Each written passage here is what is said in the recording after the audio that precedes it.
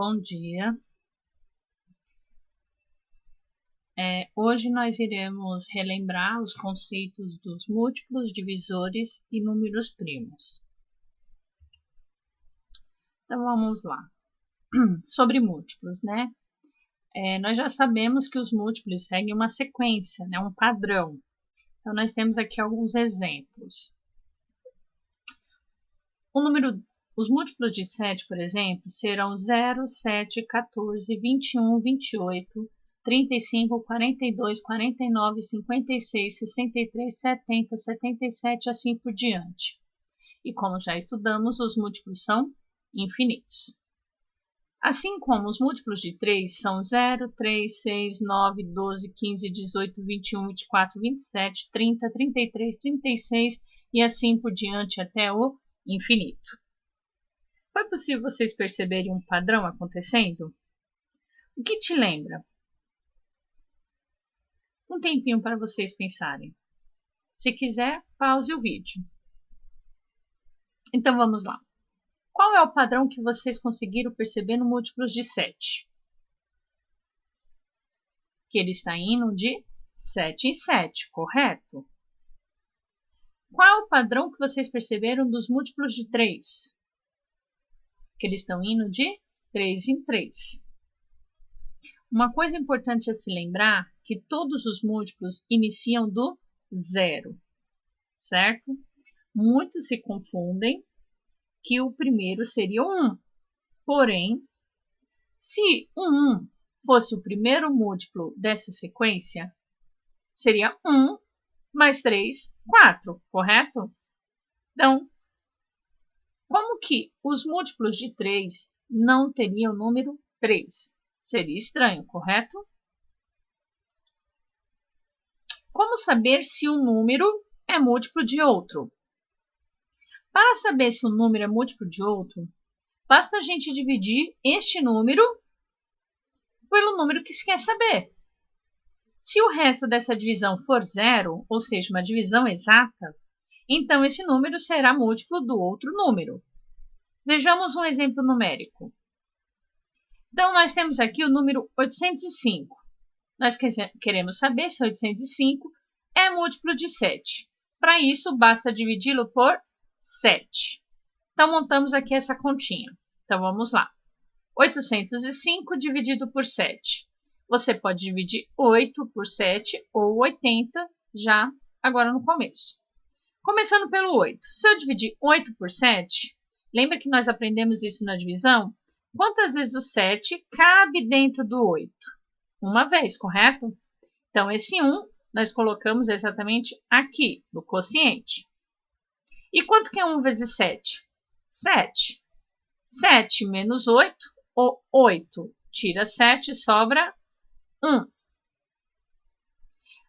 1 dá para dividir 7?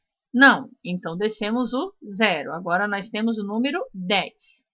Quantas vezes o 7 cabe dentro do 10? 1 novamente. Esse segundo 1, certo? 1 vezes 7, 7. 10 menos 7, 3. Porém, 3 não divide 7. Então, nós descemos o número 5. Ficou 35. Quantas vezes o 7 cabe dentro do 35? Vocês podem ir contando, né? De 7 em 7.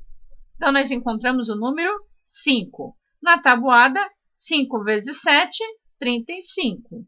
35 menos 35, resto 0, certo?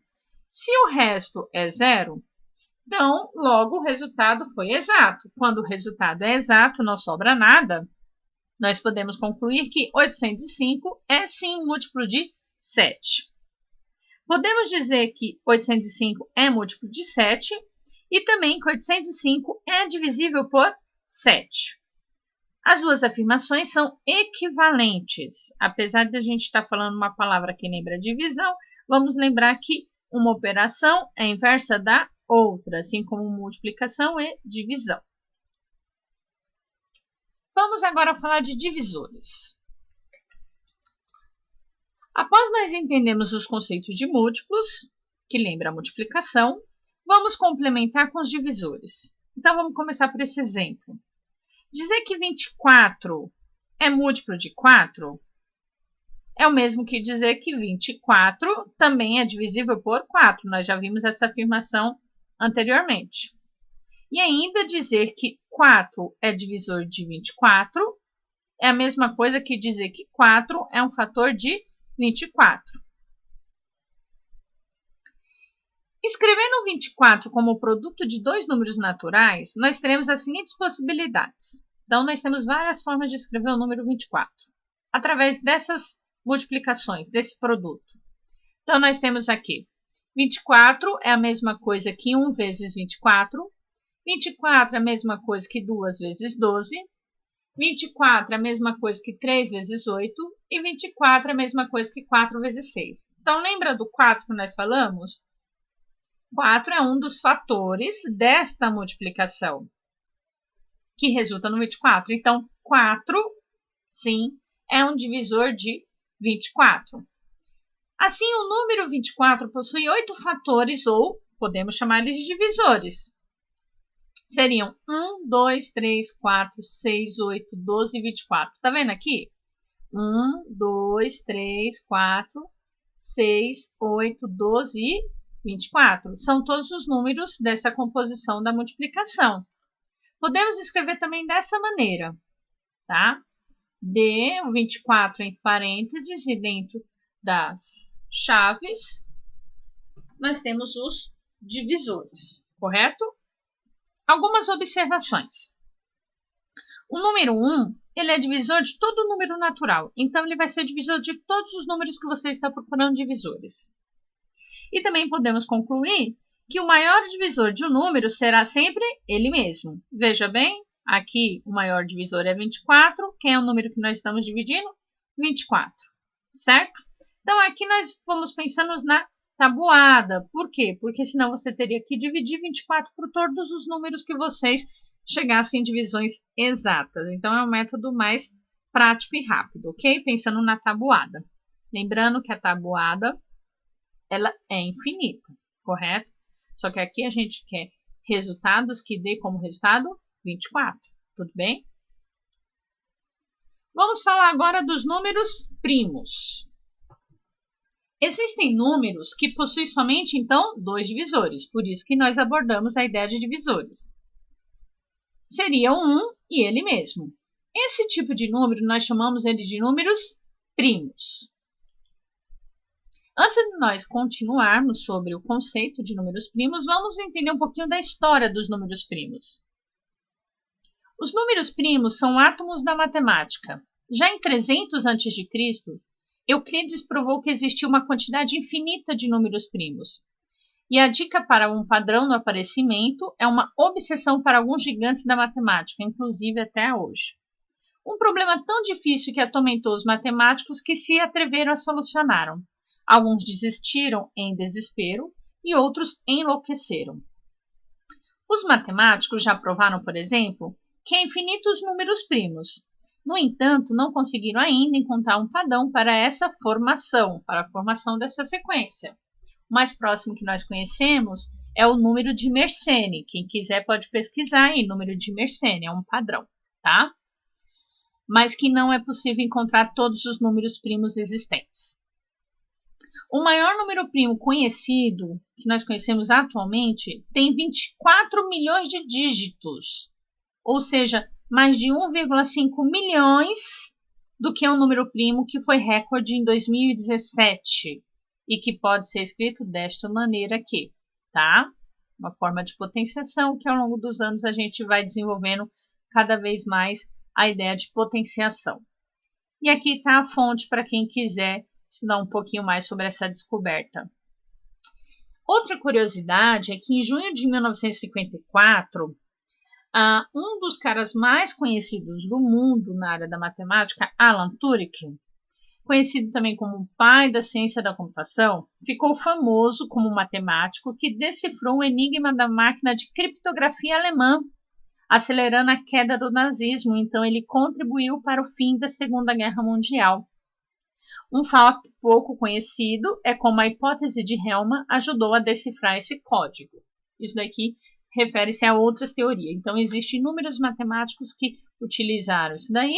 E criptografia, a gente já falou um pouquinho, é o que nós utilizamos aqui no meio da internet, né? Nos nossos aplicativos de WhatsApp, Facebook, conta bancária e tudo mais. Correto? Então, é de suma importância os números primos. Os números primos é utilizado em diversas áreas do conhecimento. Na matemática, por exemplo, usamos na decomposição em fatores primos para cálculos de MMC, que é o mínimo múltiplo comum, e o MDC, que é o máximo divisor comum. Porém, nós retomaremos esses dois tópicos mais à frente, ok? Alguns números primos que nós conhecemos até o 30. 2, 3, 5, 7, 11, 13, 17, 19, 23, 29 e assim por diante, correto? Aqui eu estou especificando só até os 30, até o 30, tá? Uma curiosidade, qual o único número primo par que nós estamos visualizando aqui? O 2, correto? Então, o único número primo que é par é o 2. Todos os outros primos serão ímpares. Porém, não pode-se concluir que todo número ímpar é primo, tá? Mas podemos dizer que depois do 2, todos os números primos que aparecerem serão ímpares, ok? Outra observação. O número 1 não pode ser considerado um número primo porque possui somente um divisor, ou seja, ele mesmo. E para ser número primo, nós precisamos de quantos divisores? 2, nem mais e nem menos. Nós também temos a ideia de Eratóstenes, que foi um outro matemático e filósofo muito famoso. Ele criou um crivo para poder auxiliar no encontro de números primos até uma certa quantidade.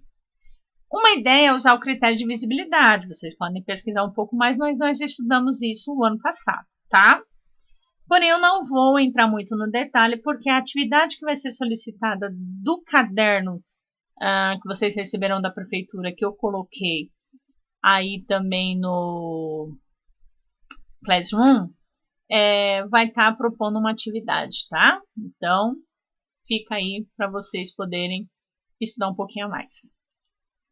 Então, eu desejo para vocês bons estudos. Aqui vem uma frase muito legal para a gente poder incentivar e começar a raciocinar, pensar um pouquinho mais sobre esse mundo da matemática, tá? Tenham um bom dia.